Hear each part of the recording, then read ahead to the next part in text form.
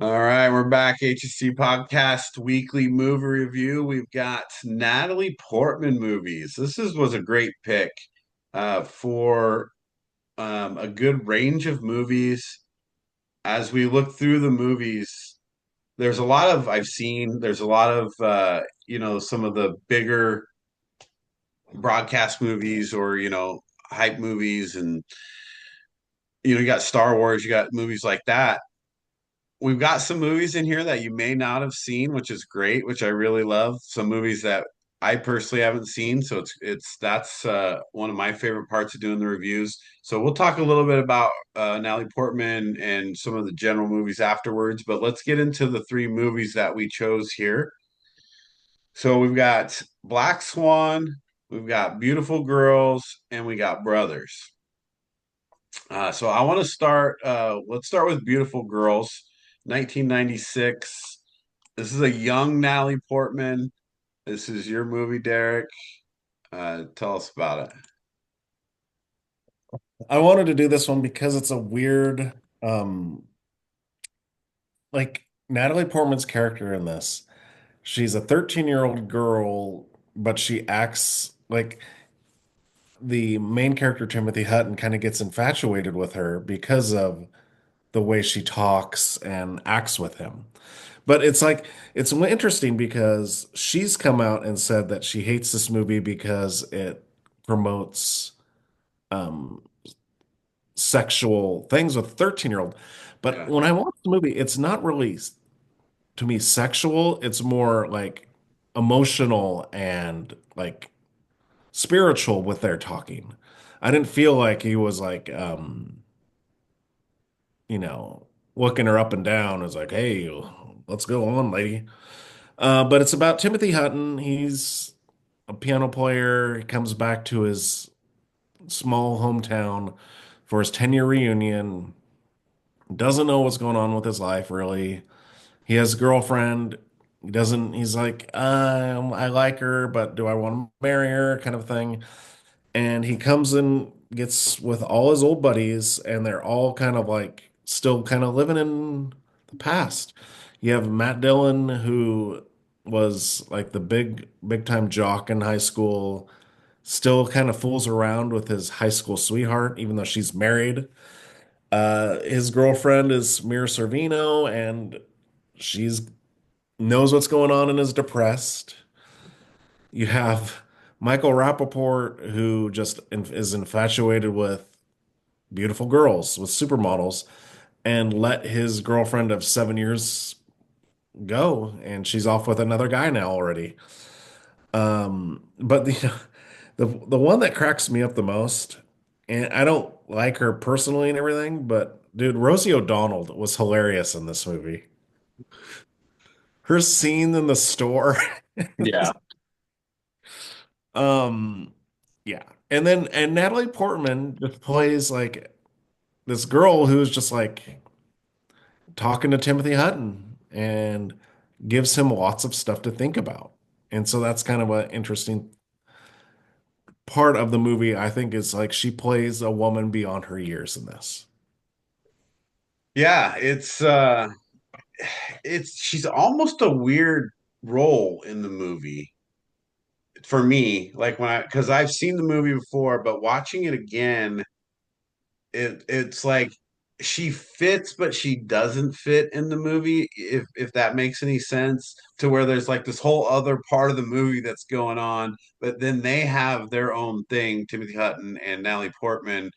It's like a second movie almost within the movie. um I think you're right in the sense that they're not trying to portray it as any type of like you know, an older man and a younger woman, type of thing, relationship happening.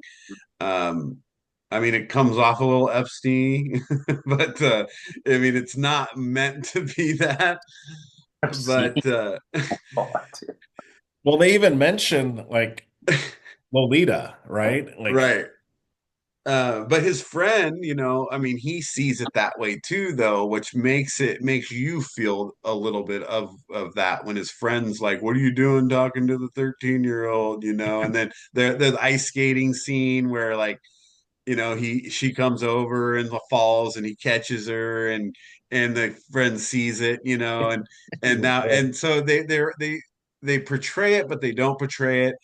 It's an interesting role for Natalie Portman. I actually really think she killed the role. She did a great job of playing a 13-year-old as an old soul, or a um, just kind of like knowledgeable for her age and ahead of her time.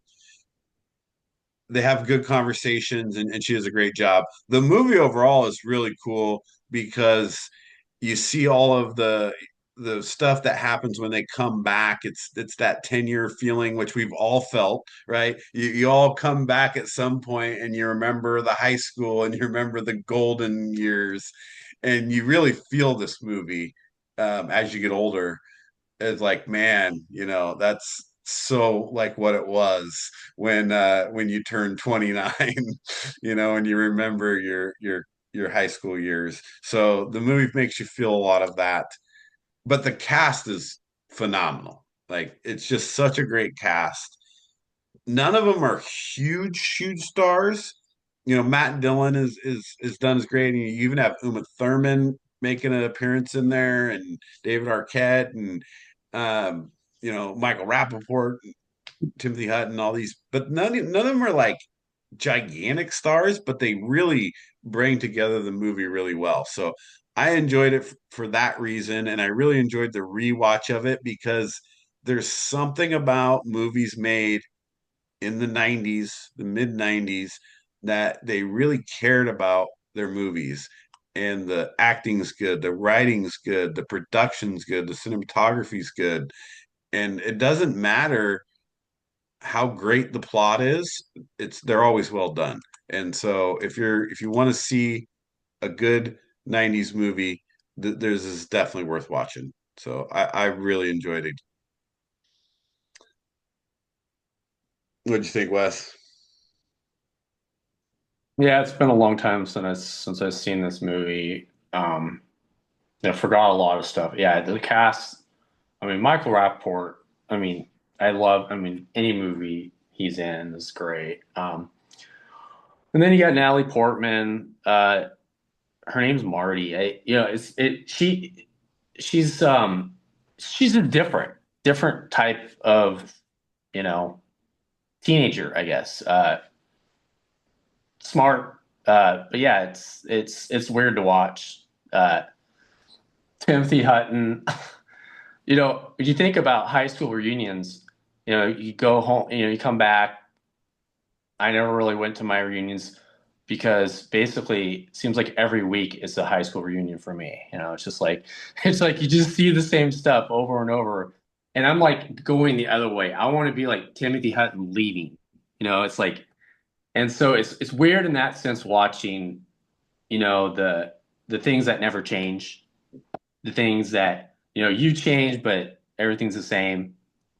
Um, Wes, you're Michael Rappaport. That's who Yeah, you are. you might be. that's why I like the character. I'm like, oh shit. Yeah, I'm not Rockport. But they also all look 40 anyway, though. Yeah. Well, it's funny though, is I think I think I think Hutton is like a lot older than Rappaport. I think he was almost 10 years older than Yeah. Rappaport. Well, Timothy Hutton, I mean, gosh, what's that movie? Was he in Ordinary People like in Yeah. 1980? And it was like, this is, I mean, Well, Matt Dillon, like Outsiders and stuff, and yeah, Matt Dillon, yeah. I love Matt Dillon too. Yeah, it's just it's 90s, and Steve's exactly right. This is when movies were important. We didn't have there was hardly internet back then. We couldn't just watch TikTok videos. This is like, you know, this is what we had to watch, and sometimes we'd have to go to theaters and watch it. And I'm just not going to talk anymore because then I'm just old. I'm too old. Too old. Ah, Yeah, no, you're right though when you talk about like what we had to watch or just anybody, right? Not just necessarily us, but anybody at that time period.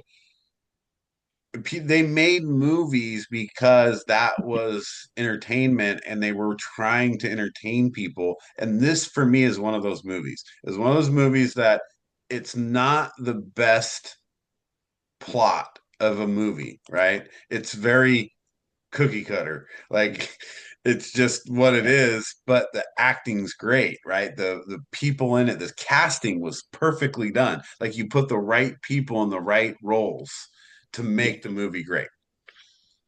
And then, I mean, I didn't do this on purpose, but back-to-back weeks, Annabeth Gish movies. Right. She's, you don't really think about her, and then you're like, oh yeah, she's been in a bunch of movies. And Yep. just to let you know, only Derek knows that. Like, Right. like that's not something that woke up this morning. I'm like, you know something?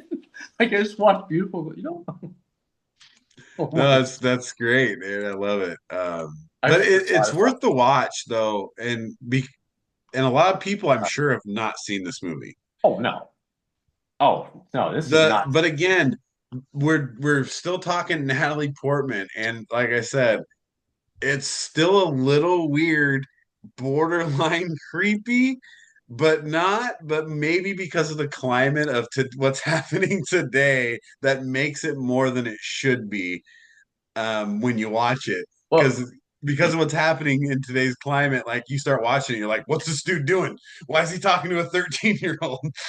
Well, I think that's why she did such a good job because the way when she talks and everything, you're like, oh, she's a cute girl, Right. and you're like, wait a minute, no, she's like third. It's like this is bad. yeah, dude, she's like Makes you Queen think because, Amidala. She's like Queen Amidala here, dude. It's and then Wes, a lot of my times I don't even. It's like I look at IMDb and see what movies I can find that are on like Tubi or something, and that's where I got this one from because I was like, this is easy to find. yeah. Yeah, but she actually does a really great job. And so again, because we're focusing on Natalie Portman, she actually as a young actress, and she's been around for a long time, right? We're talking about a 1996 movie right now, 30 years ago. And she's still relevant. It was a great job, like especially Well, as a young actress. I'm surprised Wes didn't go with like Heat because she's in that as a Oh young man, girl. yeah, right. Same time. I thought one I of you guys might choose Heat. well, it's another one of those I think we've done. I just Yeah, it's we've talked about it too much, right? And yeah. it's great to throw in these new movies that we haven't talked about a lot. So, speaking of movies Oh that we God. haven't talked about a lot, we've got the next two, which we've never talked about either of these. And these are Derek, you're always trying to find movies I haven't seen. Well, myself and Wes came up with movies that I haven't seen. Let's start with Brothers. We're gonna finish with Wes's. Um, so was my pick. I was looking at movies, I'm looking at Natalie Portman movies, and you got Heat and you got Star Wars and you got some of these Marvel, movies or whatever. And here's the thing. I never seen Brothers. It's a 2009 movie, but it has Tobey Maguire, Jake Gyllenhaal, Sam Shepard, Natalie Portman, it's got this really big cast.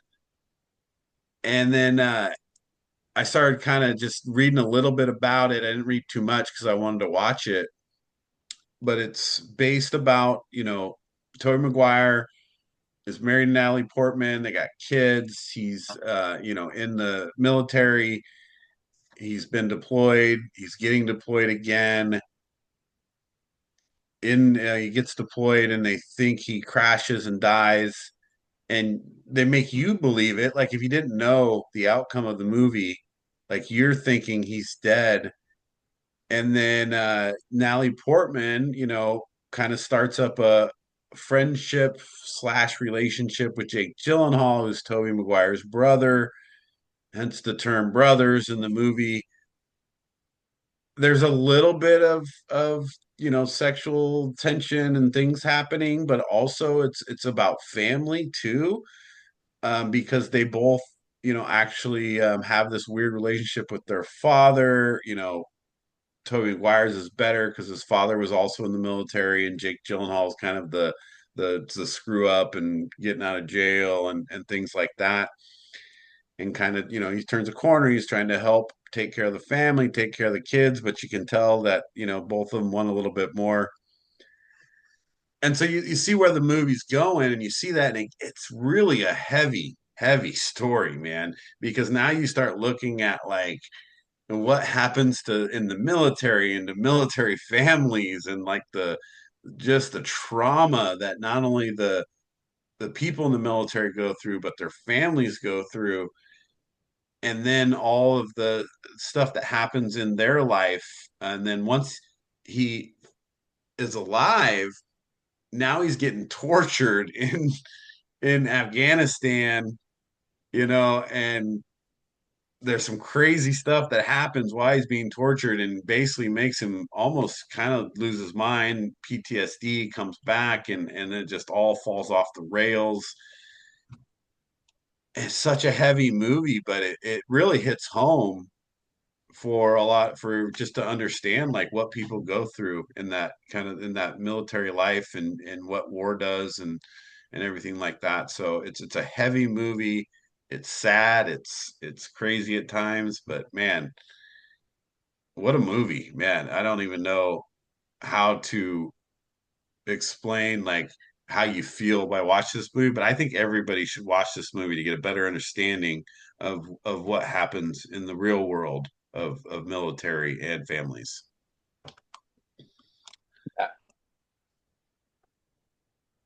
So, what did you guys think?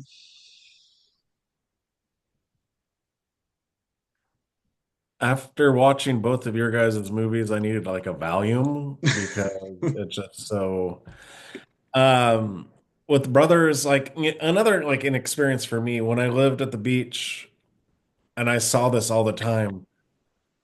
All these women that had husbands in the military and they were out like fooling around on them. Now it's not the same in this movie because it's like she thinks he's dead.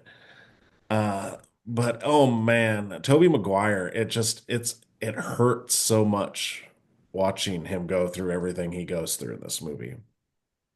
Because just to think, you're POW, you have to do some crazy stuff to survive, and then you finally get home and you're thinking your brother is messing around with your wife, your kids hate you, and then one of your kids blurts out, "Oh yeah, mommy is sleeping with your brother," just because she's mad at you. And then of course you're like, "What in the world? All this horribleness is happening to me. I come home to just try to be happy, and then it's just like, boom, this happens." It's a very heartbreaking movie. That's probably the most brutal line in almost any movie I've ever watched, when they're at the dinner table and that the little girl says that to Toby Maguire. It's just like it's so brutal. Like when, because you're invested in the movie, and you're watching him go through all that stuff, and when she says that, you're just like, wow, that's tough. That was a tough one, but you're right. It's Tobey Maguire. You just feel for him the whole time, but also at the end, by the time he's got so much PTSD, he's not thinking straight, and now he's like in some kind of mental hospital,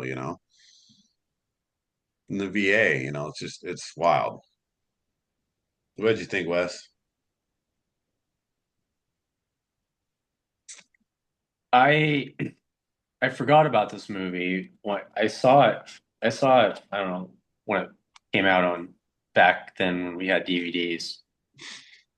Um, and you get to a certain point in the movie, you're like, I can't watch this right now. And so I remember the helicopter scene was like, okay, this everyone thinks he's dead, and but it just gets to to the part of the movie, when we're getting towards the end where he freaks out, and Natalie Portman just, I mean, when he's doing this, are you actually really acting? When you see Tobey Maguire, it's so uncomfortable, and so you she plays it great because she doesn't know what to do. You can't do anything. She can't. She's too afraid. She doesn't know what to think. And he starts hitting himself. I'm like, geez. I'm like, it's just a hard movie to watch. But I think it's something that honestly, a lot of these, kids out of college, maybe in high school, you got to watch. This is some of the stuff your parents went through. I mean, we're talking about a war now. This happened. It's getting to 20 years ago. So you got a lot of parents that had kids during this time, and these kids have never seen what the war did to people our age groups and our friends. This stuff is it's like watching a documentary, and everyone kind of forgets that. Our parents were Vietnam War age, and they had to go to war. We didn't have to go to war, but we were conditioned for it, right? So a lot of us went. A lot of people went overseas, and they come back, and they have these type of real problems, and it's hard to watch. But I think for a couple hours, the kids might get a better understanding of what people our age go through and their grandparents' age. I mean, these are things that we almost had to do. We didn't have a choice. We didn't know what was going to happen back then when it came to, the enemy and war in Iraq. We didn't know. And we had choices, but nowadays people don't understand. It's like, yeah, you go to college and you go to shows and it's great. It's fun, and you understand what people our age, a lot of people have these type of problems in their 30s and 40s and 50s because of this war. Yeah, it's really eye-opening for anybody who hasn't been in that space. And at, and again, since we're talking Natalie Portman, I thought she did a great job in the role of portraying what you were saying, which is someone who just didn't know what to do. Like you don't know how to handle that. Like you don't know what's right and what's wrong, what to say, what to do, and how you can help someone in that situation. So she did a really good job portraying that role as the wife.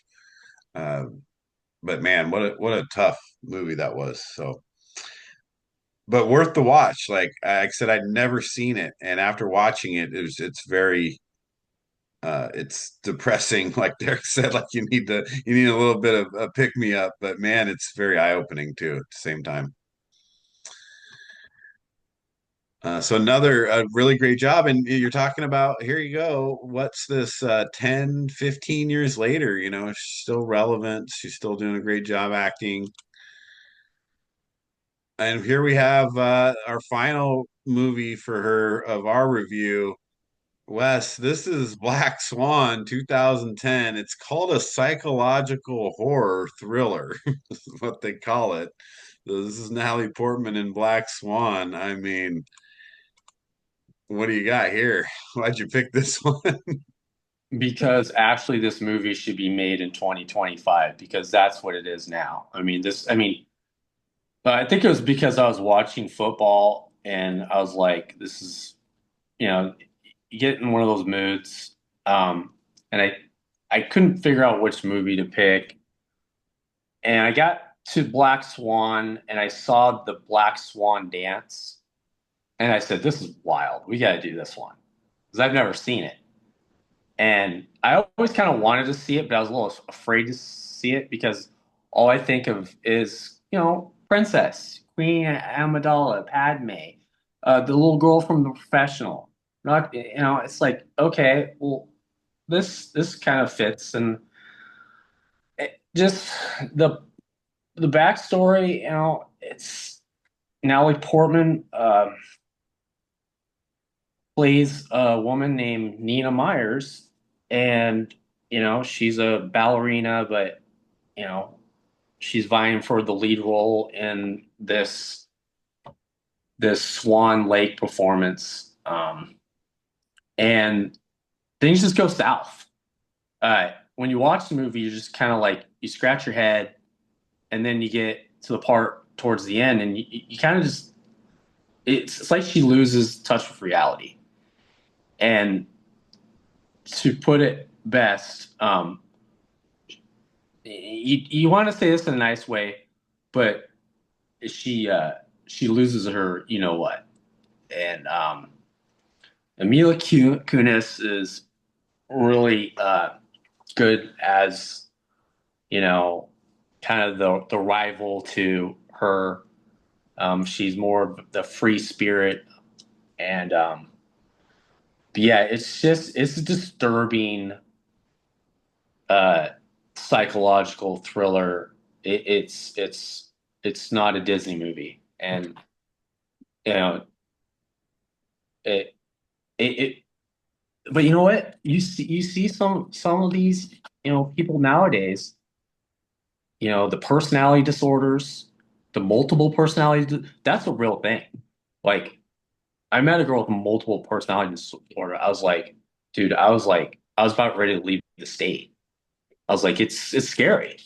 We It's can can't. It's something that you don't know until it happens, and you see it happen. And in the movie, it's like it's you see the events that happen to lead to this. How she just breaks. What right. she does ultimately is she completely snaps. Yeah, I think as you watch it, in my opinion, like you kind of hit it right there at the end mostly, which is you start talking about like depression and disorders and personality disorders and things like that, where that's really what's happening throughout the movie, but the way they intertwine it with the plot, you don't really know what's going on. You don't know what's real and what's not, which is you're trying to figure this out through the whole movie. And Mila Kunis plays a great role in, like you said, she's kind of the antagonist, but she's also, what Natalie Portman kind of wants to be, ex as far as like a personality, where Portman's trying to also be like this perfect dancer. She wins this or gains this role in the ballet, New York Ballet, with this famous, you know, director or whatever they call him in a ballet, and everything's trying to be perfect. You see it in the way like she's hurting her toes, and you watch it and you're like, man, this is so rough for her to do all this work and struggling with it, and eventually she just loses her mind, I think, in the movie. But there's a lot of other things of like delusions and hysteria that just leads her into hallucinations and things like that, where by the end of the movie, it eventually just all goes off the rails. I don't want to ruin the end for anybody, but you should watch it for that reason, to just kind of understand like the pressure that people go through. And you're right, I think it's very relevant in today's society because I have a young daughter who goes through these type of feelings, and I think a lot of people are experience a lot of what's happening in this movie, and they do a great job portraying what that can do to your mental state over time. But it's really intense and it's wild, and like, man, you're just trying to keep up the whole time, figure out what's going on. So what did you think of it, Derek?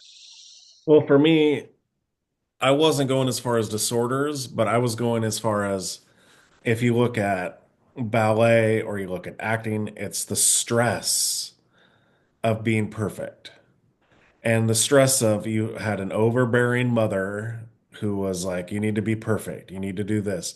The director, Vincent Cassel, oh, you need to be more like Mia Kunis. You need to be more free. I don't want you. She gets rejected at first for the role, but it's more of like it's the stress of being perfect to perform and to go out there, which leads you to like just a nervous breakdown.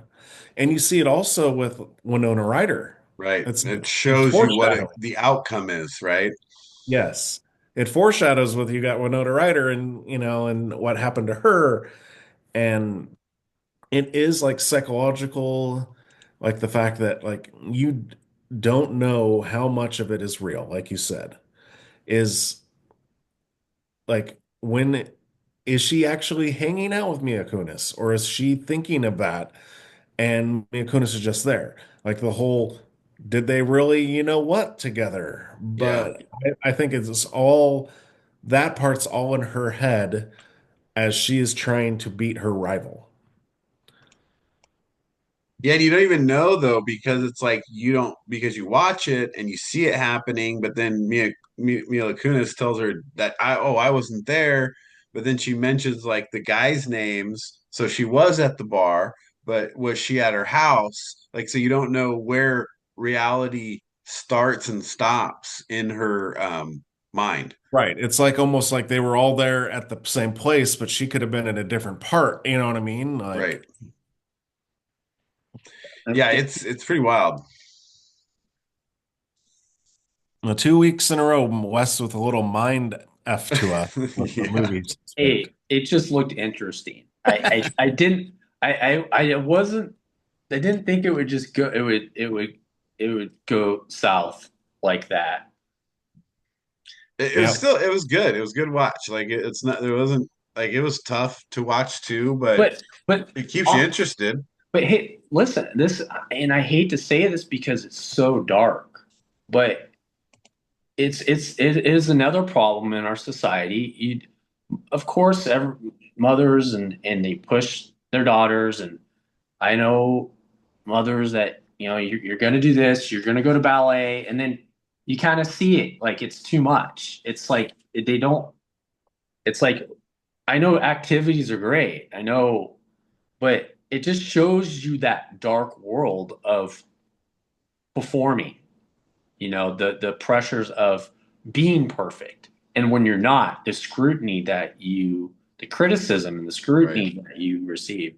It's a great portrayal of that. So anybody's like, hey, let's be serious about getting into performing arts. Like that's that's like the dark side of football. Yeah, you That get whole to see show. what it really It's the takes. dark side of Like, LA. I'm like, Of dude, I was just yeah, it's wild.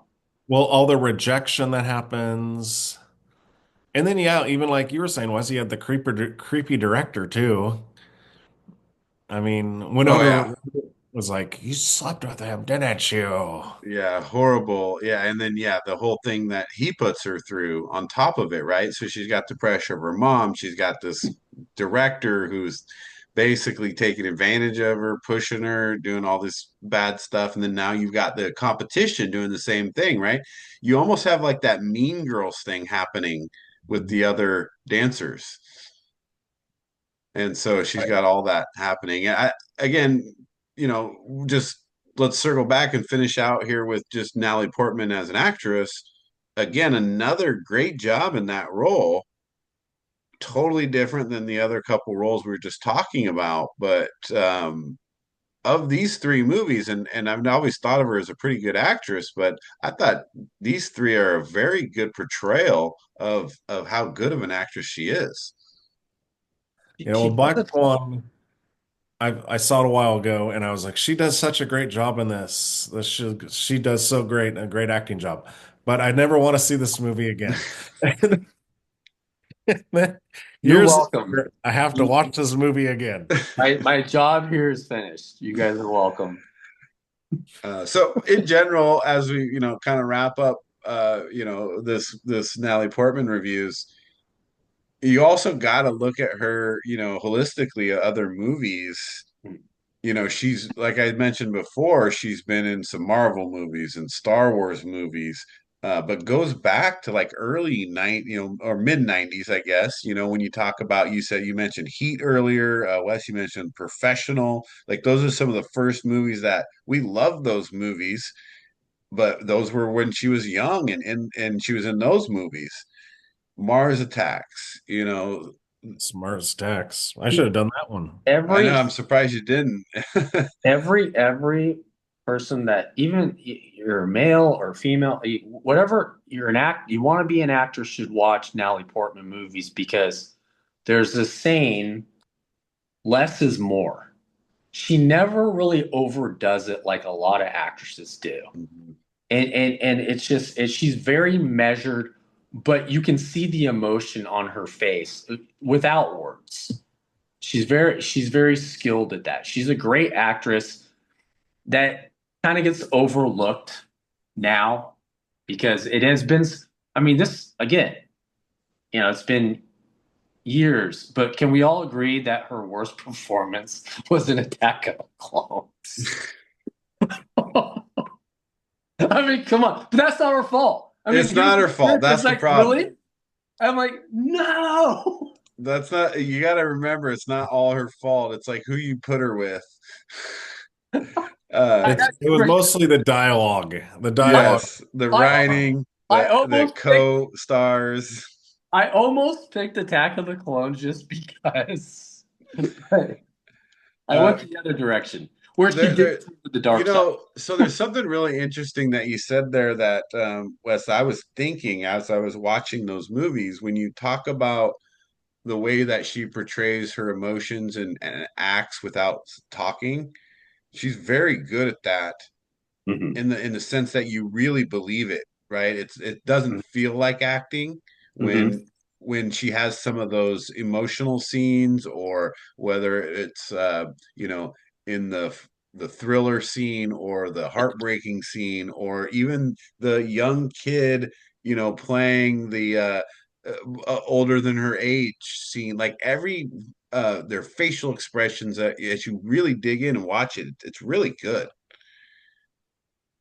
So that's a great point there. But yeah, so overall, a lot of good movies, though. You're talking about still making movies in 2025 and starting in 94, a great run, good movies, a lot that you could go back and watch. All right. We haven't even mentioned V for Vendetta.